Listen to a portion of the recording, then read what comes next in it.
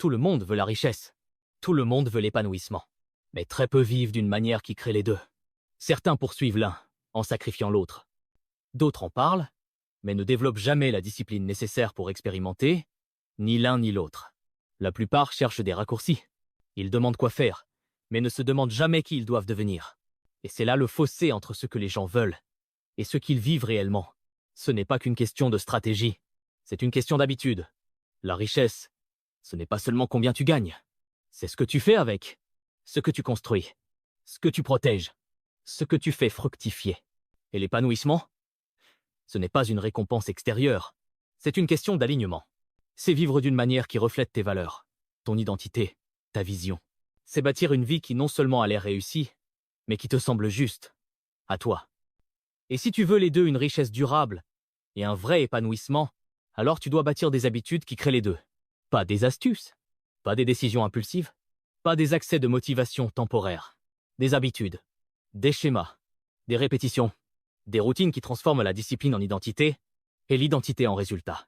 La différence entre ceux qui progressent constamment et ceux qui recommencent toujours à zéro, ce n'est pas le talent, c'est le rythme, c'est la structure, c'est comment ils commencent leur journée, comment ils pensent à l'argent, comment ils gèrent la pression, comment ils se relèvent quand tout s'effondre. Et surtout, comment ils choisissent de vivre, même quand personne ne les regarde. Parce que le vrai succès est silencieux. Il n'est pas bruyant. Il ne se voit pas toujours à la surface.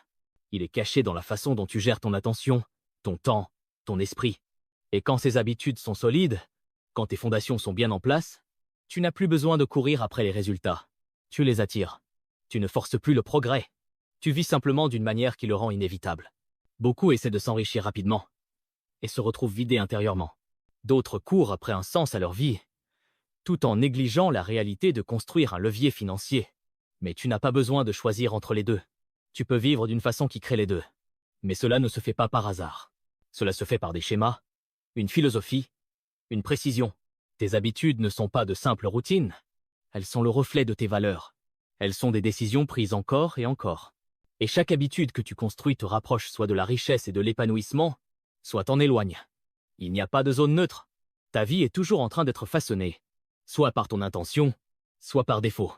C'est pourquoi tout repose sur le design de vie, sur le choix conscient de ce que tu veux créer, en fonction de comment tu vis chaque jour.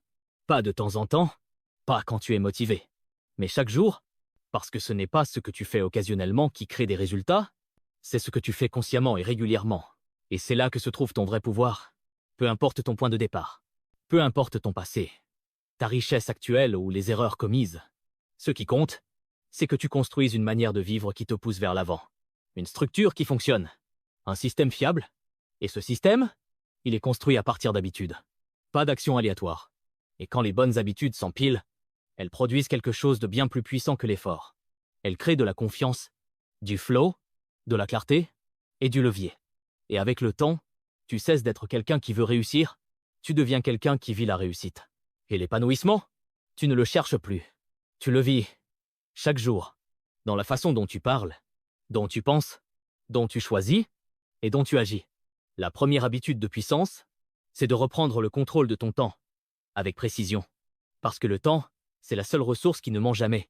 Tu peux faire semblant d'être motivé. Tu peux jouer un rôle dans les conversations. Tu peux prétendre être occupé. Mais la façon dont tu passes ton temps révèle toujours ce que tu valorises vraiment. Et la vérité, c'est que la majorité des gens ne possèdent pas leur temps. Ils le subissent. Ils avancent dans la journée en réaction, répondant à des appels qu'ils n'avaient pas prévus, résolvant des problèmes qui ne leur appartiennent pas, disant oui à des choses qui ne sont pas alignées, regardant leurs heures les plus précieuses se faire engloutir par le bruit. Ils sont épuisés, mais pas efficaces, occupés, mais pas en train de construire, présents, mais pas puissants.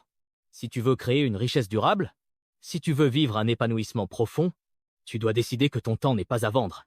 Ton calendrier n'est pas une poubelle pour les priorités des autres. Ta concentration est une monnaie sacrée, et tu refuses désormais de la gaspiller dans des choses qui ne se multiplient pas.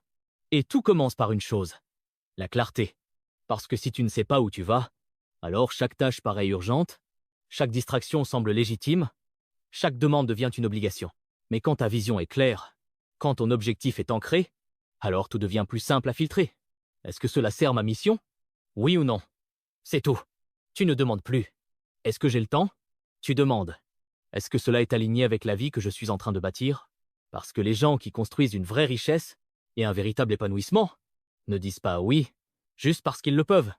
Ils disent oui, parce que c'est juste, parce que ça colle à leur vision, parce que ça fait partie de quelque chose de plus grand que l'instant présent. Alors tu crées des systèmes, tu mets en place une structure, tu n'espères pas que ta journée se passe bien. Tu la conçois, tu connais tes priorités dès le lever du soleil. Tu bloques du temps pour ce qui compte, tu regroupes les tâches pour limiter les frictions. Tu protèges ta concentration, comme le bien le plus précieux que tu possèdes. Parce que c'est le cas. Et tu dis non, pas parce que tu es impoli, pas parce que tu es trop occupé, mais parce que tu as compris qu'un oui faible est plus destructeur qu'un non fort. Tu as compris que chaque fois que tu dis oui à quelque chose qui n'est pas aligné, tu dis non à tes vraies priorités. Ton énergie n'est pas illimitée. Ta clarté n'est pas infaillible. Et plus tu la dilues, moins tu es efficace. Alors tu simplifies. Tu élimines le superflu.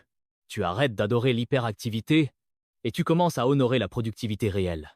Tu arrêtes d'être impressionné par un agenda plein et tu construis un agenda qui a du sens. Tu t'accordes des marges. Tu laisses de l'espace pour penser, respirer, réfléchir. Parce que la richesse ne se construit pas dans la panique. Et l'épanouissement ne se trouve pas dans le surmenage. Et surtout, tu mesures. Tu ne supposes pas que tu gères bien ton temps. Tu analyses. Tu regardes comment tu as passé ta semaine, non pas pour te blâmer, mais pour ajuster, pour améliorer, pour corriger le rythme, jusqu'à ce qu'il te serve vraiment. Parce que reprendre le contrôle de ton temps, ce n'est pas chercher la perfection, c'est reprendre le pouvoir. C'est décider comment tes minutes s'empilent en heures, tes heures en journée, et tes journées en une vie.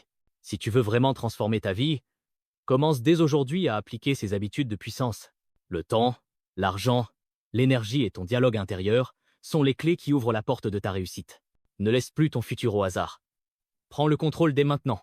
Abonne-toi, like et partage si tu veux faire de 2025 une année de transformation. Souviens-toi, l'excellence ne se construit pas demain, mais aujourd'hui.